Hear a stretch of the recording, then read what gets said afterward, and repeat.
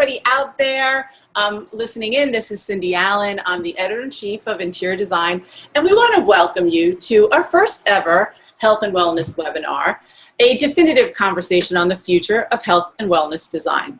So we know that health and wellness is a hot topic these days, as it should. And today, honestly, we're so fortunate to have such an illustrious panel of pros who I think in many cases have dedicated their life to this topic, before it was cool, by the way, or necessary, so necessary. And all the categories in our industry we're going to be talking about is healthcare, hospitality, workplace, even product. So without further ado, I would love to introduce our panelists. We have Carolyn BaRoss. Hi, Carolyn, Principal Firm-Wide Healthcare Interior Design Director at Perkins. Well, how are you, Carolyn? I'm good. I'm good. Hi, everybody. How are you, Cindy? So I'm so happy to see you. We also have the one and only Clodagh of Clodagh Design. Hi, Clodagh. Hi, Cindy. Love you, love you. She's trouble, by the way. She's going to be trouble. Okay. Then we have Rachel Gutter. She's the president of the International Well Building Institute. Hi, Rachel. Thank you so much for coming. Thanks for having me. Yeah, it's a pleasure. And we have Anna Pinto-Alexander. She's Principal and Director of Health Interiors at HKS. Hi, Anna. Hello, it's a pleasure to be here. Thank you. It's lovely. I love your backdrop. Thank you. And Diane Rogers is the project architect for IA Interior Architects. Diane, I love your glasses, and thanks for being here. Thank you so much, Cindy. Yeah, and I think, and I mentioned before, but if Jen and Helene want to hop on, so there's Helene Oberman, she's my managing director, and Jen Renzi is one of my executive editors, and they will be Oz behind the curtain, feeding me questions. And for everyone out there, ask a bunch of questions. We want to try to get to you all, so thanks. And I want to thank, we have a fantastic sponsor today. It's called Rockfon. They were originally out of London, and they provide acoustical ceiling systems that combine, this is interesting, stone wool panels with suspension grid systems, metal ceiling solutions, or wood ceilings, and it's so cool. The material is naturally antimicrobial, as well as mold, mildew, and fire resistant. So it has a lot of amazing performance attributes, easy to install, and by the way, it's super cool. Diana Hart is, she's got the seat right at the front of the table in the background. So Diana, thank you so much for sponsoring us today. I add something about them. They are in mindful materials. They're cradle certified, and their hygiene and safety requirements, it's all the way. In healthcare, it cannot be a better material for us to use, especially with our acoustical properties. So thank you so much. Okay, how is that for our beginning? That's amazing. And Anna does not work for Rockfon. I just want to let everybody know that. All right, so we're good. Oh, go ahead, Clodagh. Yeah, I just want to add to that. I'm having a meeting with an acoustical engineer in Hyannis Port on Saturday. So. Oh, really?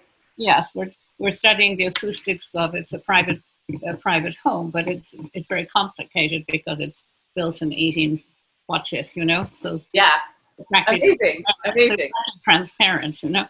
No. I love that. I'd like to be able to bring this. I believe I've seen it, but it's fantastic. There you go, Rockfon, go after it. You got a potential good gig already in the first 2 minutes of the webinar. Okay, so I'm gonna start with some questions, but there is one, we're doing a few polls, so I'm gonna start with the poll question, and I think Caroline also behind the curtain is gonna bring it up. How would you rate the demand for well-certified products in the next year? So, anybody can answer that poll question. Oh, people are answering right away. I think we know what the answer is, but there we go. So how's our group doing? How do I answer? Verbally? Yes, how are you doing? Oh, but the increase is enormous. Yes. Intensely. So I would think it's up 50% at least. Yeah, exactly. I don't think it's going to be the usual battle anymore. I know. Yeah, you know, that's the thing, Clodagh. I have to say, many of you have spent your careers, you know, really promoting health and wellness. Clodagh, you're definitely a pioneer, definitely when it wasn't even called health and wellness.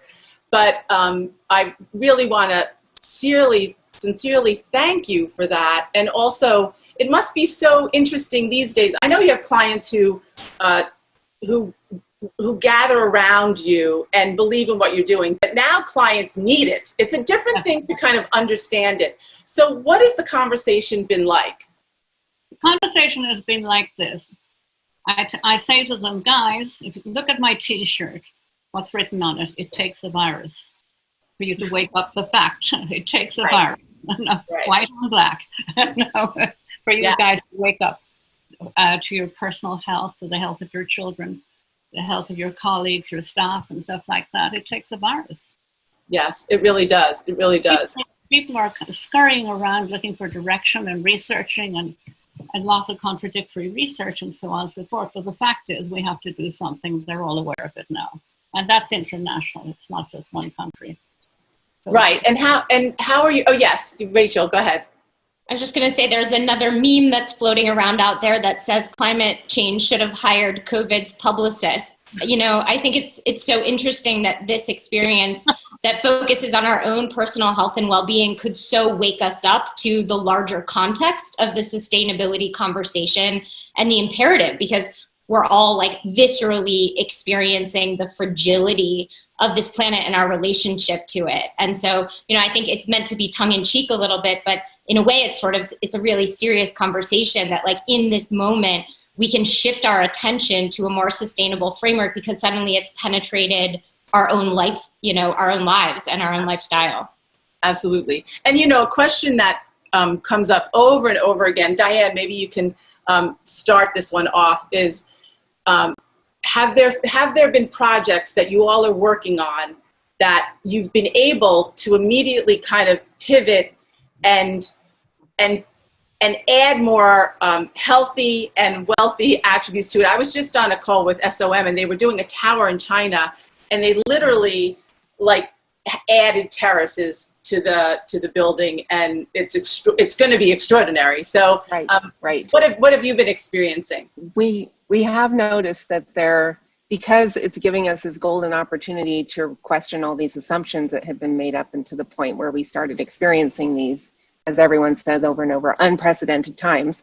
It's giving us the chance to start the discussion over on some of those design ideas that we propose often, and they get discounted because they're just too far beyond what the budget can stand, or it's not viewed as being important enough. And what's been great about this movement towards health and wellness in general is that it's pointing to the importance of providing spaces where people can flourish. I mean, we're trying to put together spaces where people enjoy spending their time, but also where their performance is higher in the workplace. I mean, that's the bottom line, right? If you can get the people in the space working their best, it's going to be the best for business. And now our clients, instead of brushing aside our ideas, are clamoring for, give me those ideas again. I would like to revisit that because I think that might be the way to go. And it's been a wonderful turnabout. So we've been making the most of that and continue I hate to say it, but the fun part of this period of time is exploring these ideas because everyone's had their assumptions blown out of the water. So that's great for creativity. Yeah, isn't it? It's too bad that you can't tell your clients, like, I told you so. Right. It's tempting, but don't do it. Right, don't do it. Wait, Carolyn, I want to ask you the same question, but we did get an answer to the poll. So it says, so how would you rate the demand for well-certified products in the next year? We have 38% saying greatly increasing, and 35% greatly increasing, 54% increasing. And then a couple others are not much. Anyway, so that was interesting. We'll do some more polls later. I'm going to try to close the poll so that I can see your faces. Okay, so Carolyn, so what have there been any projects that you've been able to pivot?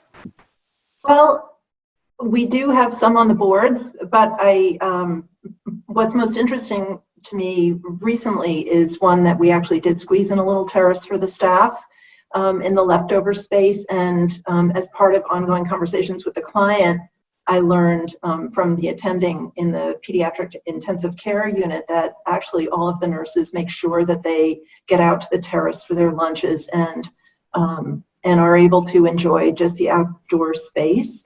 And from the clinical point of view, they were saying how important it was and how much they appreciated it. And especially when they're covered with so much PPE, there's just a desire to be able to kind of get some fresh air and take a break from that. Air is everything these days, right? It's, you know. Fine, air, yes. Yeah, light and air, yes. Yes, Anna, healthcare, my goodness. You move mountains in those kinds of projects. What are your clients saying? Right now, we're really focusing on the well-being and the mental health of our workers. The caregivers that you can see through these times, they have done an unbelievable work into really saving lives. Yeah. And so right now, it is very important that we focus our design abilities into giving them spaces to respite with dignified, that they're dignified for them. Yeah. And like Carolyn mentioned, the access to natural daylight and actually to outdoors. You know, we're also creating spaces where we do have balconies. Some of them are viewing balconies, but there is biophilia that you can bring just to viewing it and not experience it, that it really helps. But that is where we are right now, really taking care of our staff. Yeah, Clodagh, you talk about every imaginable kind of outdoor space. Tell us a little bit about some of those projects. Well, we've been doing this since I started business. Right, I know. So we're doing moon gardens. We're creating places where people can dance. We can creating places where children can make the hell of a noise and go wild. We're creating outdoor meditation spaces. I'm not a landscape architect, but I am a landscape orchestrator. So what I do is when I'm working with my clients, I make a necklace of outdoor experiences and weave that through the space we have. Cross-generationally, like everybody can have a good time. Because I think too many spaces are too focused. Right. And you really need multifunction spaces because of the shortage of space. So I've been doing that actually since get-go. Basically, we're kind of adding hand sanitizer. Yeah. That's the last thing that you've added. Oh, just, use the hand sanitizer. What about mental health, which is definitely increasing and recognized as another important component of wellness? How are you guys addressing that in the healthcare and in workplace too? Well, I can speak to workplace in that, you know, we've really seen that with this challenge that we're facing where people aren't in the office space, they're working from home, and we're thinking about, well, when you come back in, what does that need to feel like? Because there's what's going to draw someone into the office when, if you figured out how to work from home, the office only represents risk and stress. So we're looking at this as an opportunity to draw people into a space that really feels like it promotes health and wellness and is more of a, you know, I hate to mischaracterize it, but kind of a spa-like experience where and what I mean by that is not that you're coming in to get a massage or a facial or something like that instead of doing your work, but that you're coming in and you're getting that same kind of vibe where the environment feels clean and comfortable at the same time. It's not so clean that it feels sterile and inhumane, but it's clean and it also feels like I'd like to spend time in that space. It has plants, it has elements of nature. I'm relaxing, my nervous system is able to let go, and you're able to come into basically a respite from the scary outside world where all the germs are and the people who don't wear their masks, and you're coming into your space with your people where you trust each other and you take care of each other and the office takes care of you. Right, exactly. Of course, there's always like one big issue is how to get there, right? That's also... Which is hard to, it's hard for us to control that. Exactly, but exactly. Yes, that's definitely the key link. Yeah, definitely. Clodagh, you were going to add? No, I got to say this. It's interesting getting people back into the workplace. The workplace should feel as safe as one's own home. Yeah, and one's own home should feel safe. And how you can give that feeling, you know, by but also to still keep a sense of community, because we do have the loneliness project with so many suicides and, you know, people really being lonely. So somehow we had to weave all this together to make people comfortable and happy. So I personally miss what I call the pain quotidien table, you know, where people can gather together, the people you don't even know. And we've been having very few meetings. We're only sort of gently going back in. I don't know about the rest of you, but we have it in the conference room, so we're all very well separated from each other. But the joy of the actual energy going between us, compared to the cyber energy of talking like to you guys, you know, not being in the same room, it's the creative energy that just bounces. It's really interesting. And I found that one good thing about the virus, it's making us all more proactive and less reactive. You know, we're proactively taking measures, all of us, no matter what, no matter where we are in our offices, whether we're the head or the bottom, or what. Not that there is such a thing, but you know what I mean. Yeah, we're all really actively taking measures, and people are nicer. People are nicer to each other. Yeah, for sure. So there's good stuff coming out of it. Definitely. Yeah. I have a good question. So go ahead. I was going to say, I think the other piece of that is empathy, that we're getting more empathetic to each other and our sorrows, because it's such a huge shared experience. We're all on the edge of a precipice and we can feel it, and we're holding on to each other to try to make it through. And I think that that's one of the best things I can imagine coming out of this period of time. It's so tumultuous and so upsetting, but I feel a stronger connection to people and to caring about people. And I think that's going in the right direction. Yeah, we have to make sure that we hold on to that, right? Right. Yeah. We have an interesting question from our friend Todd DeGarmo. And he said, how do notions of biophilia truly support a healthy environment? Seems this arena is simply getting interpreted as adding plants. Yeah, there's a lot of different ways to answer that question. Yeah. The science of biophilia has really been solidifying over the past years or decade or so. We know that the presence of plants and other things that are either natural or suggestive of nature can have a host of positive benefits that includes improved ability to focus, improved mood, and even increased healing times for those that are sick and recovering. I think the one place where we've probably overstated the impacts of biophilia has to do with air quality and air filtration. There was a really good article that summarized some of that science and thinking in National Geographic recently that shed some light on just how abundant plant life needs to be inside to actually generate real value from an air quality perspective. It's certainly not going to hurt if you're not using fertilizers, you know, that are harmful on the plants. But, you know, the real impact is about reestablishing that connectivity to nature and how we're programmed from the inside out to respond positively to the presence of nature in our environment. And that is not bunk. That is real science. And they've demonstrated that in sector after sector. Yeah. Anna, you were going to say something. Well, in healthcare, we cannot bring plants in the indoors. And so biophilia comes in many other ways, which is interpreting nature. We can bring it through patterns on the floor, layers of and design layers. We can bring them through lighting and artwork. But we do have many ways of bringing the feeling of bringing nature in, to be inspired by nature. Your color palette. It says a lot in biophilia if it's inspired by nature. And, you know, we are looking for places that makes you feel joyful.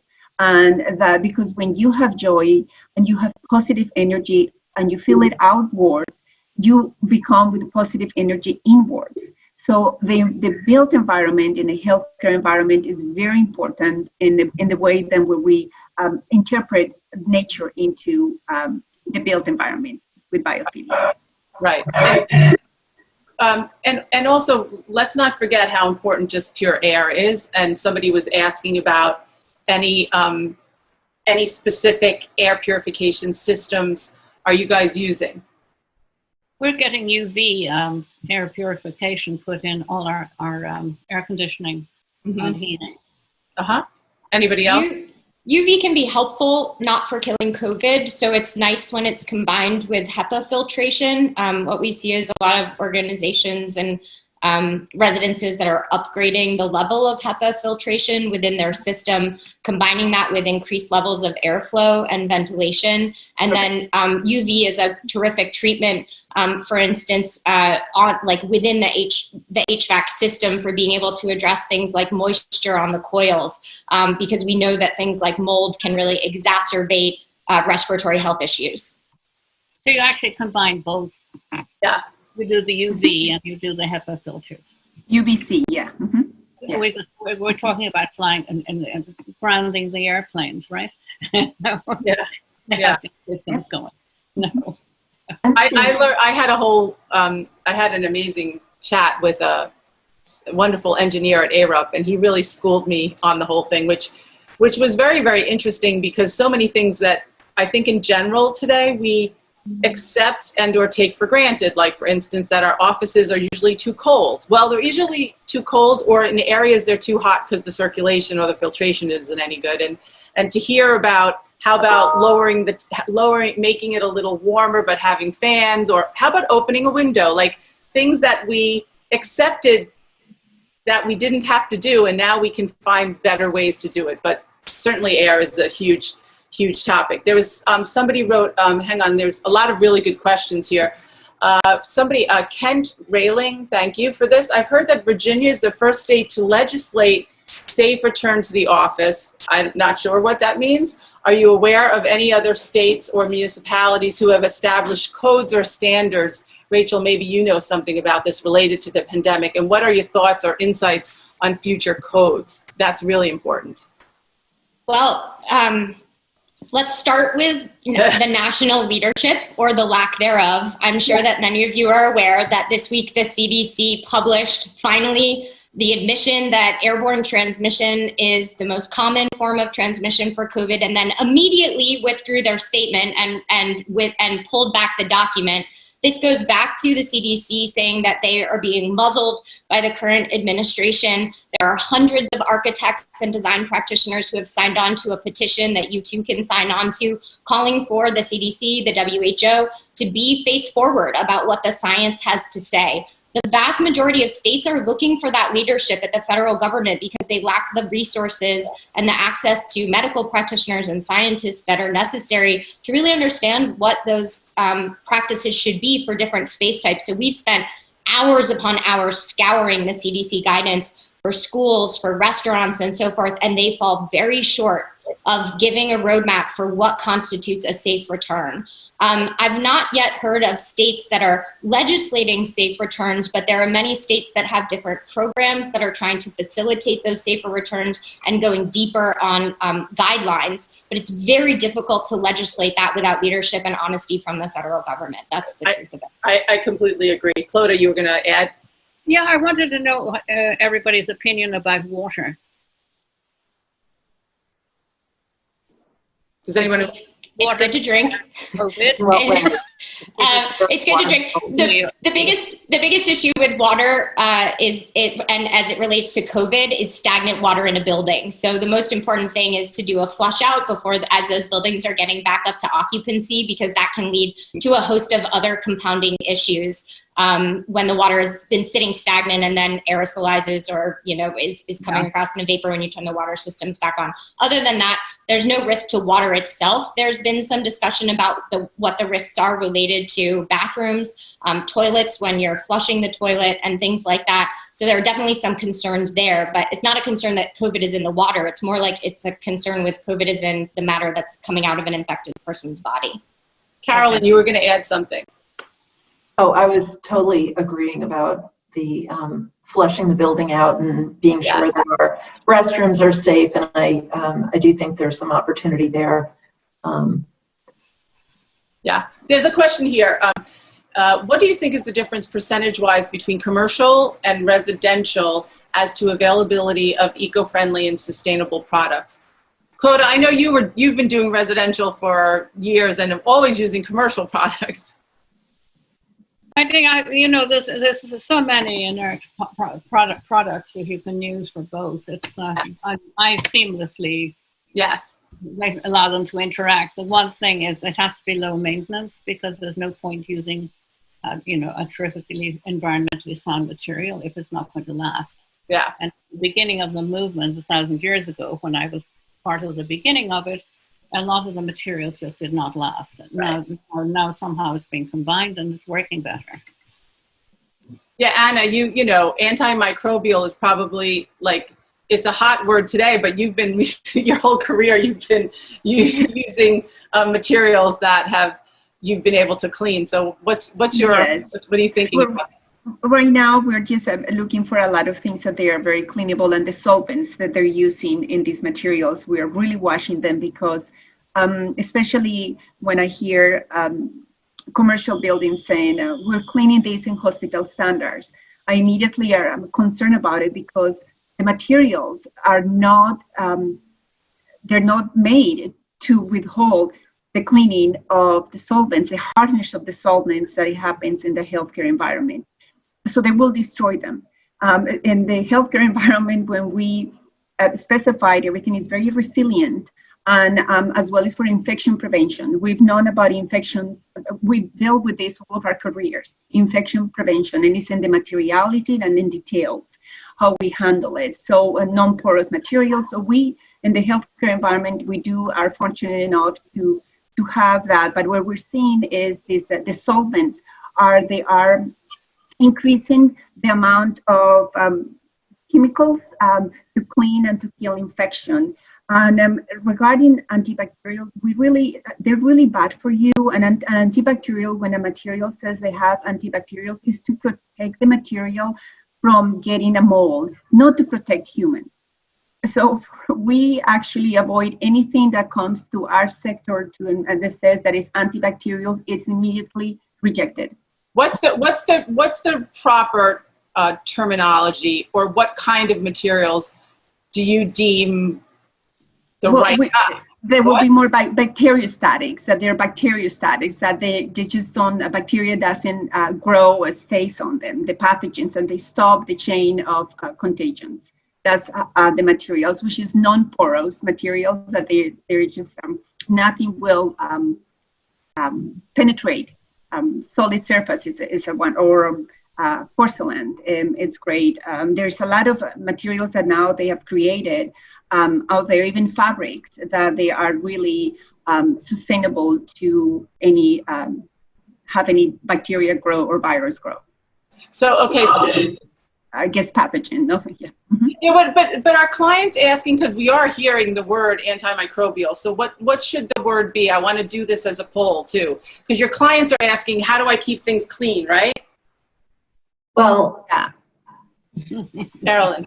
I think it's very difficult to group it all together. Yeah, definitely. And we really need to understand what the product is and what the treatment is that they're doing to understand whether it's really going to be impactful for what the condition is. And it's interesting with the coronavirus, we know that it's dissolvable with soap and water. Right. And so there's like this arms race to kill the thing in all of the environment. And there's some really common sense things that could be done. As Anna said, you know, washable surfaces, and it really is impractical to think that commercial spaces will be sanitized the way some hospital places are. I mean, if you look at the protocols for cleaning some of these products, they need to sit for 30 minutes with this wet, you know, chemicals sitting on it. And it's really, to what degree are we creating superbugs in our environment? Like, you solve one problem with a cannon, and then you create this whole problem. So we really do need to step back and use the science and look at it at each. I wish I could give you an answer, but we don't use antibacterial anything. You don't. But our clients asking right now. And we try to help educate them. You do, educate. And it's right. It's very often, there's no evidence for the antibacterial that it's really going to do anything. And so it really is a preservative in the product. What about like well-certified products? So we well certify buildings, but not the products. And then we have a whole series of incentives for point earning toward your certification that are related to material health and safety. And oftentimes we use proxies or shortcuts through other material labels like Cradle to Cradle or Green Seal, or direct people to where they can get information that they can match to our requirements for healthy materials like health product declarations. But now more than ever, that's so important. We're really concerned about the long-term environmental and health impacts of antimicrobial surface treatments. But we also know when it comes to COVID that contact through contaminated hard surfaces is a really, really pretty low ranking risk when it comes to transmission. So there's a lot of other things that from a design perspective are probably more important for enhancing your resilience collectively to the virus. So much of that has to do with air quality. But I think the other thing that a lot of designers are starting to get much more engaged with their clients is policy, because there's really no better way to address or prevent the spread of COVID than to tell people to stay home when they're sick. Right, right. There's a question here from Amy Groom. She said, what are some of the visual cues we can implement in the built environment to give a sense of cleanliness and safety without leaning too far into sterile and unwelcoming? Unclutter. Do not have anything that is clutter completely. You know, because it does give you the sense of not being clean. When we all went into COVID in our office, and you know, those who are designers know that when we have a library and samples, we are not the neatest persons, and we have samples everywhere, and it is absolutely a mess. And after the shock, I go to the office one day, and it was such a mess.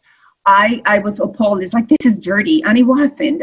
Well, maybe, I don't know, but I did went back and said, everyone, one day you're going to go and clean your desk. You're going to go and do this, and we're going to pick it up, and we're going to clean it, and we did it.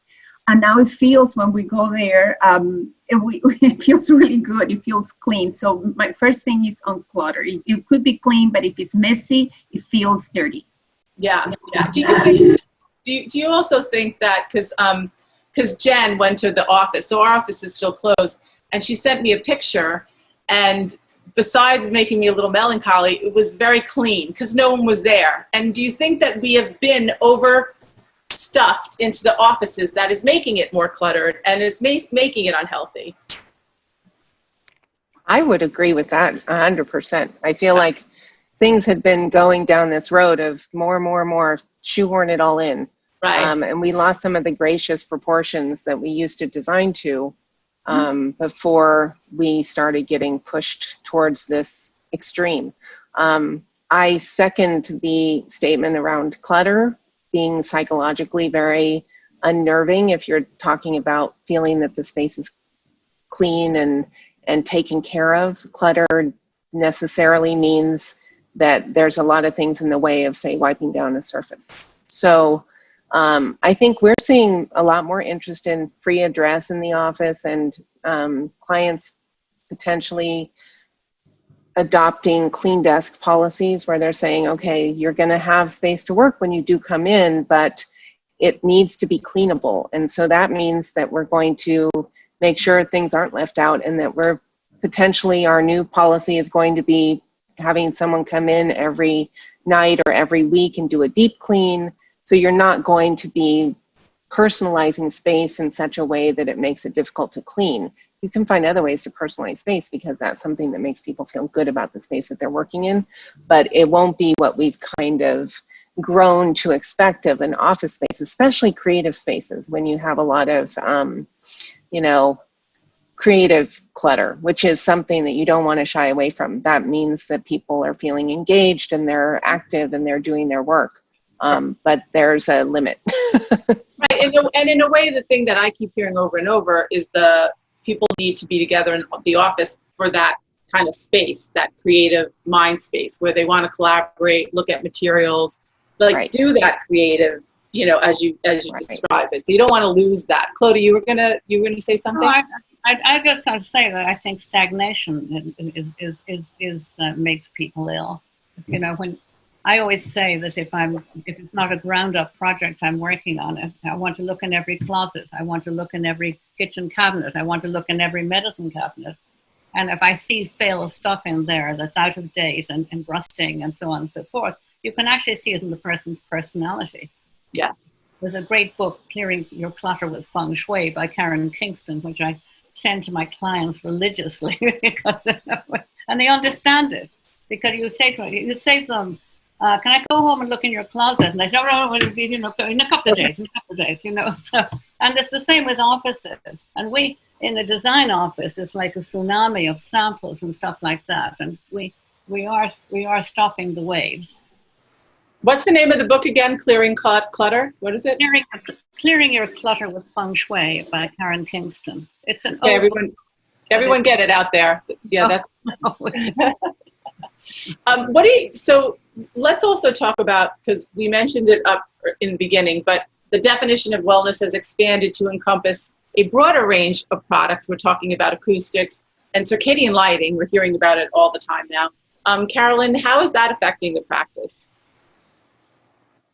Well, it's acoustics is incredibly important, and there's more research about the impact on a kind of healing and the ability of caregivers to focus and not be stressed out and hear clearly. And so there's a kind of opposing need in our clinical spaces where environments need to be acoustically absorptive, and at the same time they need to be wipeable and cleanable. So any and all products that we can bring into the space, we have done some wall panels and things like that that are wipeable and cleanable and all, but I think there's more opportunity in that kind of an environment for some innovation. I wanted to bring up, just because I remembered you had a great project. We were talking about wellness, kind of emotional wellness, and I wanted to bring up the Animal Medical Center that you guys are working on. I know that I already have 2 of my staff have recently gotten puppies. So, so yeah, I mean, it is all part of the wellness topic. It is, right? And we are doing a partial renovation and expansion to the AMC on the east side. And it's really interesting to think about the design of a facility for creatures who have much greater sensory capacity than we do, like their scent receptors and their kind of sense of what's safety and what's a threat to them, and how they experience the world. And it really makes you think about how you can maybe orient creatures so that they are not threats, cats and dogs and waiting areas and things like that, to make sure that they're not upset and stressed out in a very high stress situation.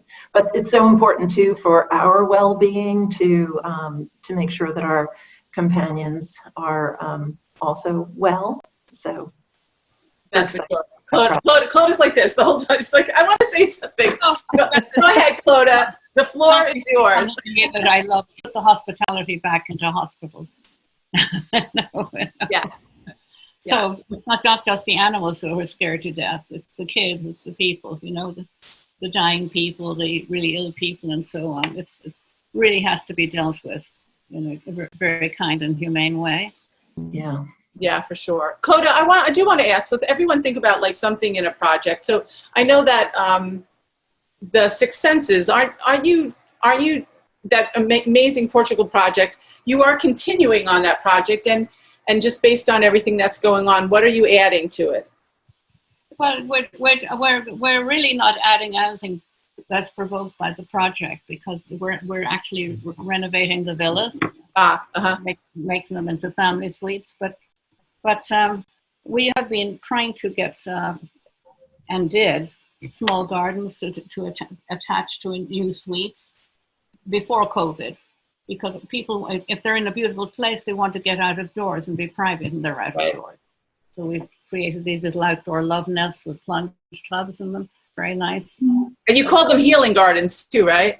Healing gardens. And we do aromatherapy gardens and chromotherapy gardens, where we'll get a plethora of plants in one color. So you kind of have an all purple garden. Won't be year round. but it lingers in people's minds, and creating happy nostalgia. The senses provoke the emotions, and the nostalgia is one of the most important emotions we have.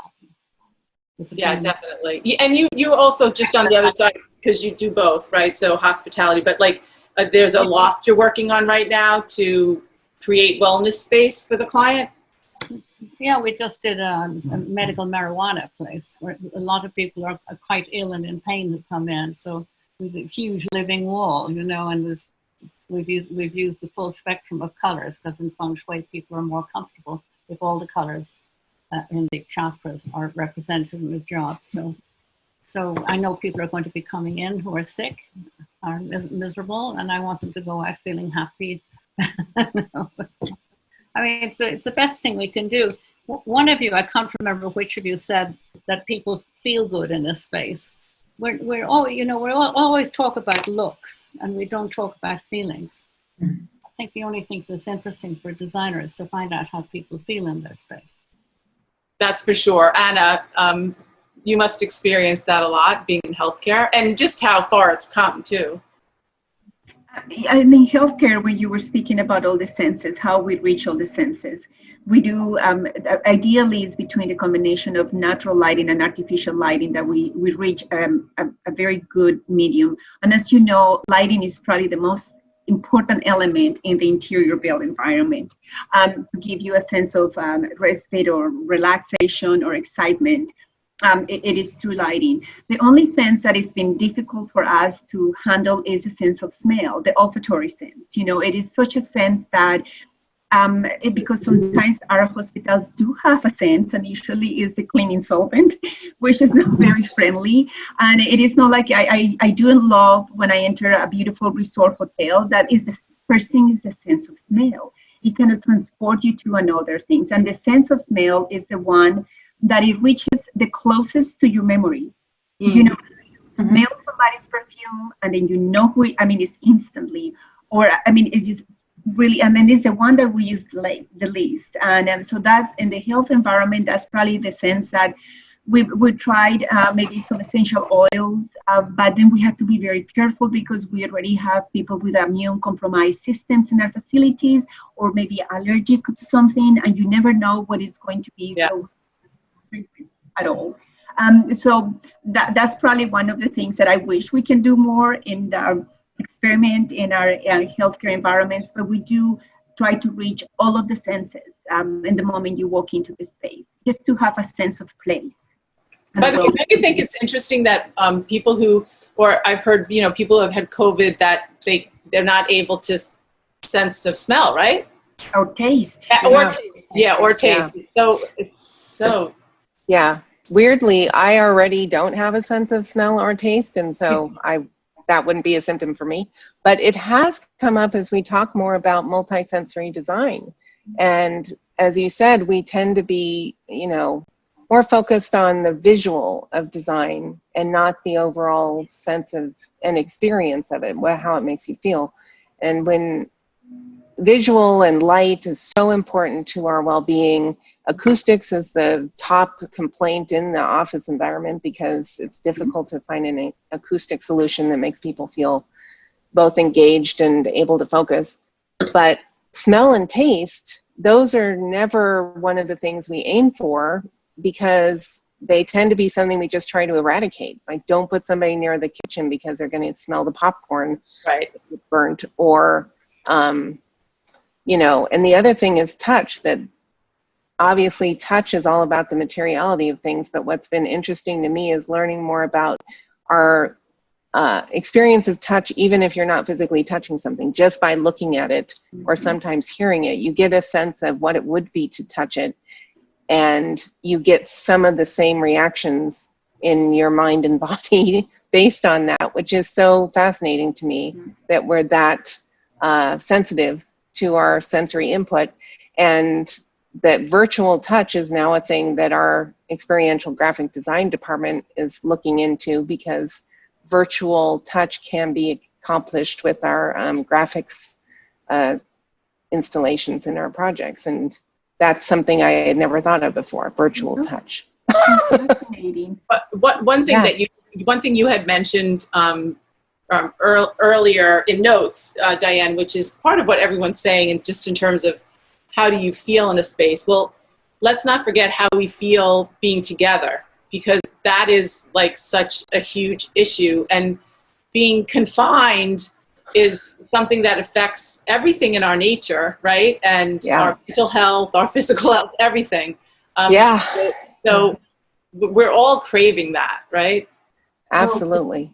When you mentioned that earlier about getting back to the office and emotional well-being, I was thinking as we get through this, the immediate sanitation and safety requirements to get back to the office, and people are reticent to go back, and people are kind of comfortable working safely at a distance until we know more. I just think there's going to be such a, and maybe I'm being optimistic, but a rush back to the office, because we need each other. We just, the emotional well-being of being together and having this sense of community, as you all were talking about earlier, I just think is so critical.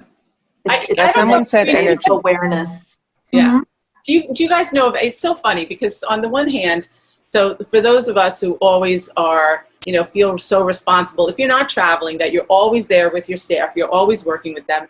And so on the one hand thinking, oh, there's a freedom, now it's, we've broken it. And the freedom is that you could be somewhere else working on the one hand, but on the other hand, I have not heard one person who isn't craving getting out of this, and that we all feel prisoners in some way. And I'm lucky I'm in a beautiful little house, and yet I still feel like I still don't want it like this. If someone said forever you could be doing this, would we all like pull our hair out of our head? Yes.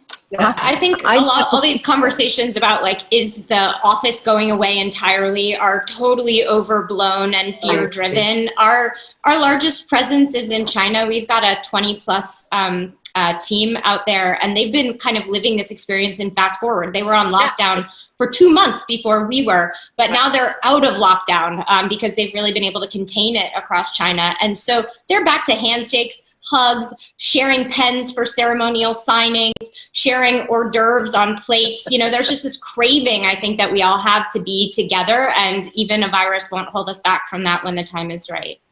Yeah, for sure. Anna, you were going to say something? No, I was completely agreeing. Because I do personally miss it so much. I just can't wait to see my colleagues again.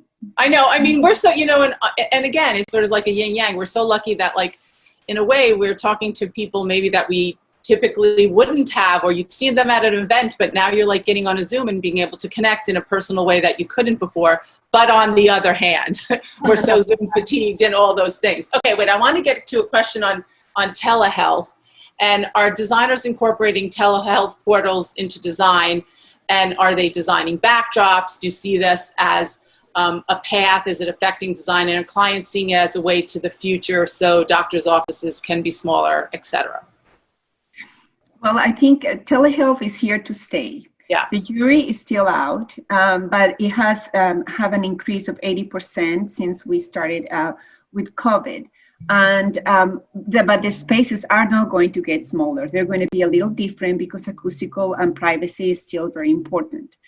But what we're going to see is a medium between virtual and physical. Yeah. Where telehealth can take us to a certain level. It will be good for primary care, very good for a mental and behavioral health call, not so much for an oncology or cardiology. And then the thing about telehealth, it is in our policy right now, they approve that they are reimbursed at the same cost as you see the doctor. So they're in the same level, but that has been only from 12 to 18 months. So we don't know after 18 months, when we go back to normal, what's going to happen. If it's not going to reimburse equally, we're going to go back to having a physical meetings. But the good thing about telehealth is that it has been able to reach areas, rural areas, that they did not have access to medical care.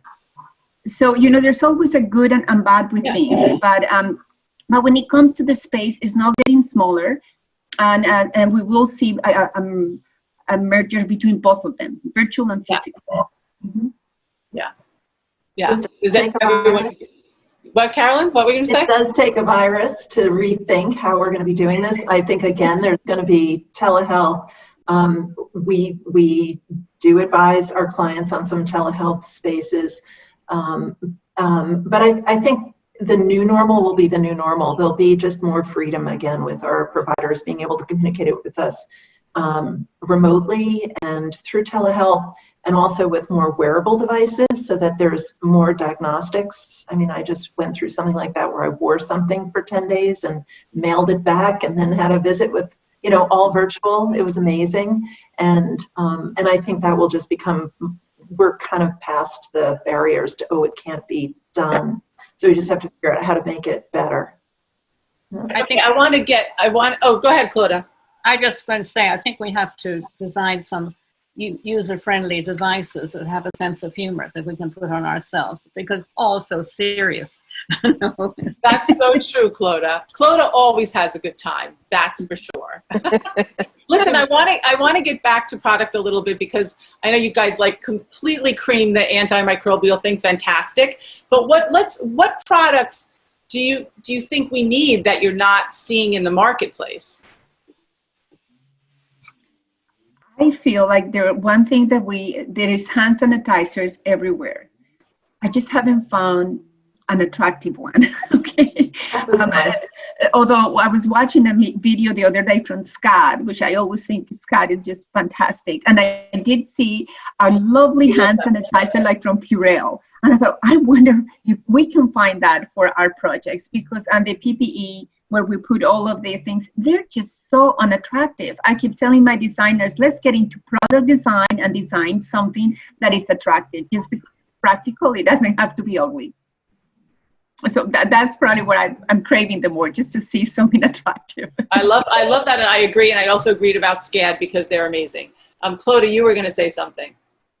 Oh, I was just going to say, Anne Lee of the Shakers said, don't make something unless it can be useful. But if it can be useful, why not make it beautiful? Right. Exactly. Yeah. Exactly. And, you know, so it's always this struggle with stuff, and things should look not medical. They should not look healthy. They should just look good. Yeah. You know? Exactly. Rachel, what would you say? I've been watching some of the questions come through about, you know, the availability of products in residential versus in commercial. And I definitely think from a health and well-being perspective, there's a lag. But the good thing is it always catches up, right? Like we could see that trajectory with low emitting and zero VOC paint and dual flush toilets. Now you can get them at like a Home Depot, you know, your local hardware store.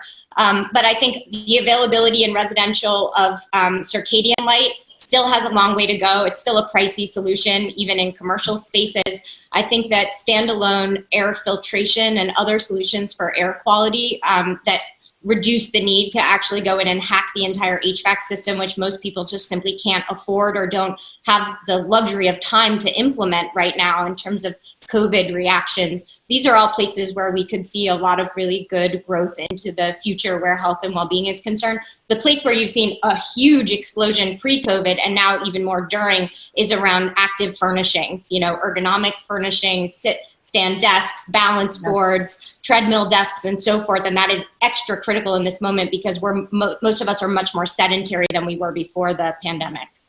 Right. I mean, you know the. First of all, thank you for that. This is where I was sort of tipping my hat to Clodagh before, because Clodagh, like 20 years ago when you were using commercial fabrics because they weren't in residential projects because you couldn't find things that stood the test of time, and so the commercial industry is always ahead. And thank you, Clodagh, for that, and thanks, Rachel.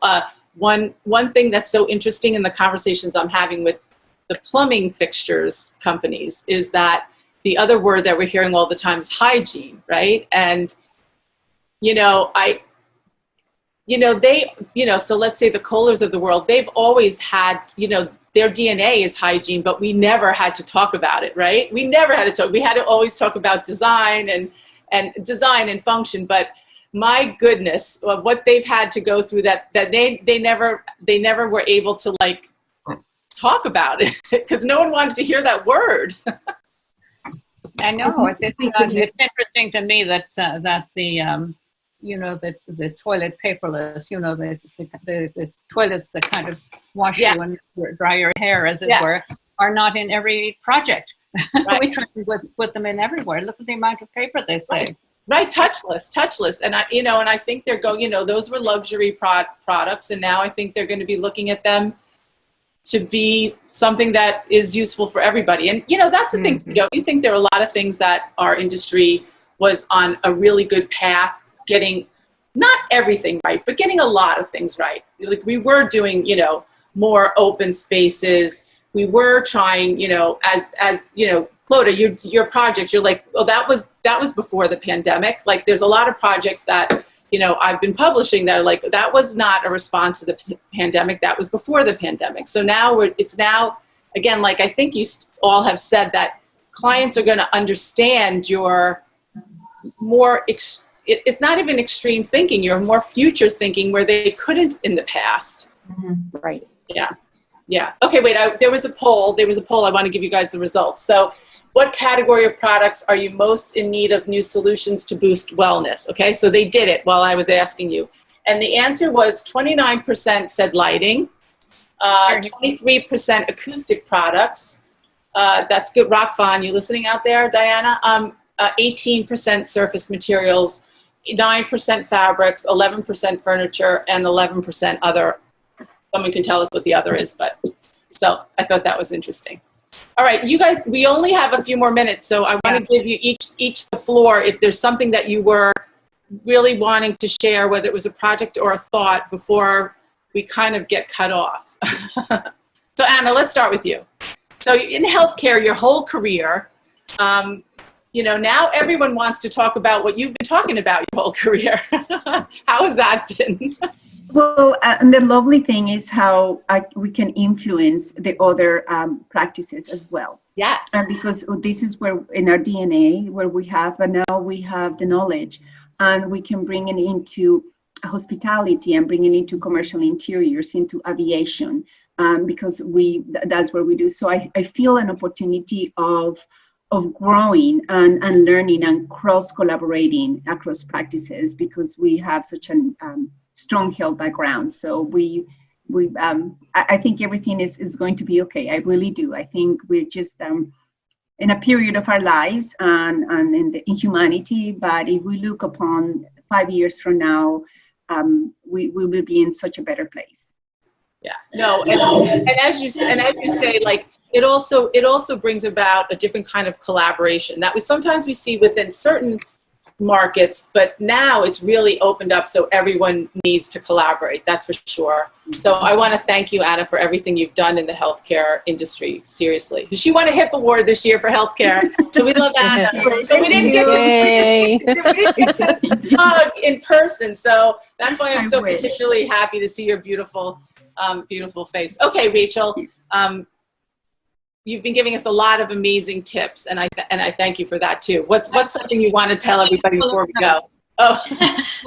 That it's all available and totally free on wellcertified.com. We've amassed all of the best research around what actually has efficacy in the fight against COVID-19, and we've organized that in a bunch of different ways, but all of the research citations are there, and so you can dive into aspects of material health, mental health and well-being, biophilia.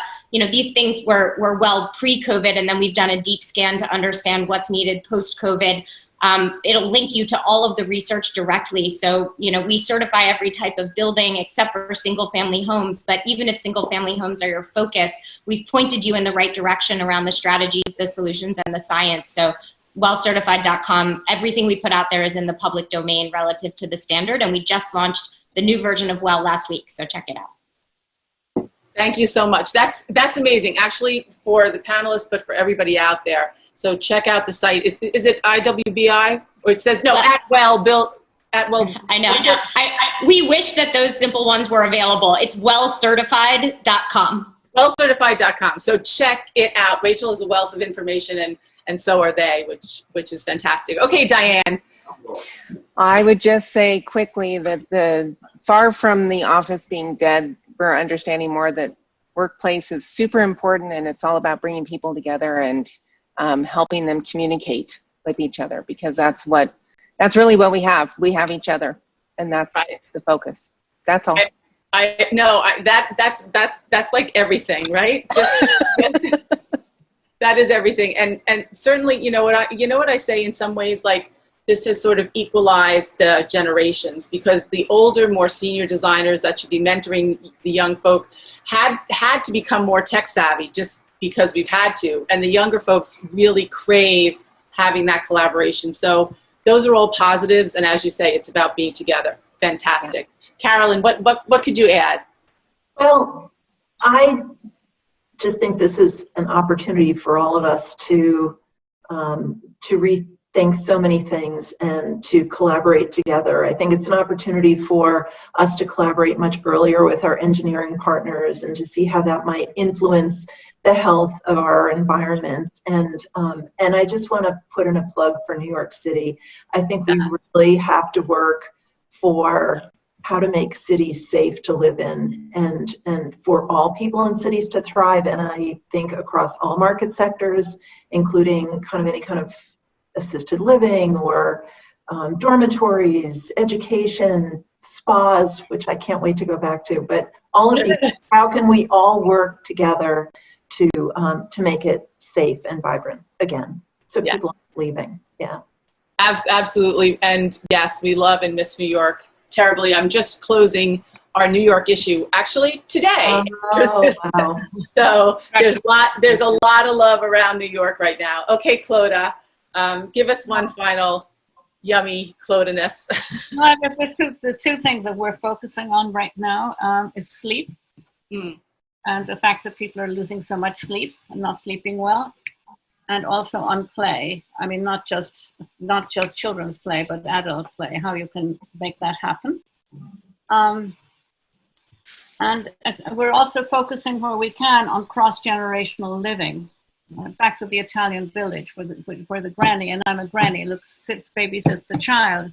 And we're not all warehoused into apartment buildings, and I do apartment buildings, yes.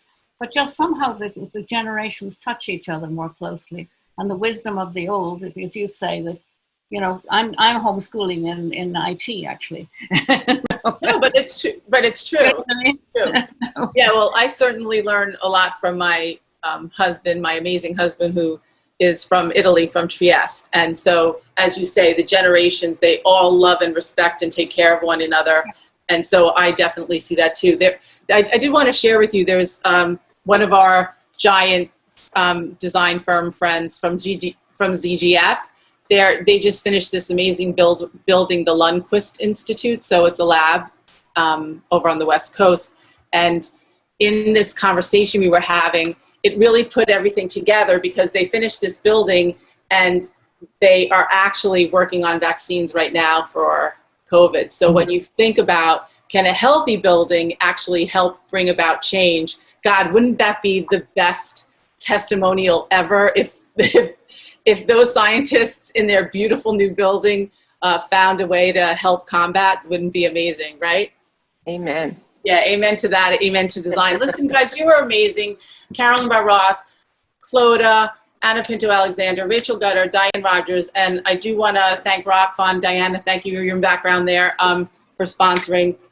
Again, we should have a part 2 and a part 3, so maybe this is the first one. But to everybody out there, let's keep learning and growing and sharing information. We need to collaborate and sending out those good vibes to be healthy and be well. God bless everybody. Love you guys so much. Love you. Thank you so much. Thank you. Thanks, guys. So much. Oh, listen. Oh, wait. So hang on a second. So anyone who likes doing the polls, it's not you guys, but anybody, there's an opportunity for you research lovers. There's a broader survey in the link. So if you want to spend 10 minutes and participate, we're going to ask a few more questions. So feel free to do that. Oh yeah, there's the link. Okay, so share with us because we want to share the knowledge right back. All right, thank you guys so much. Thank you so much. Thank you. Thank you. Thanks, everybody. Bye.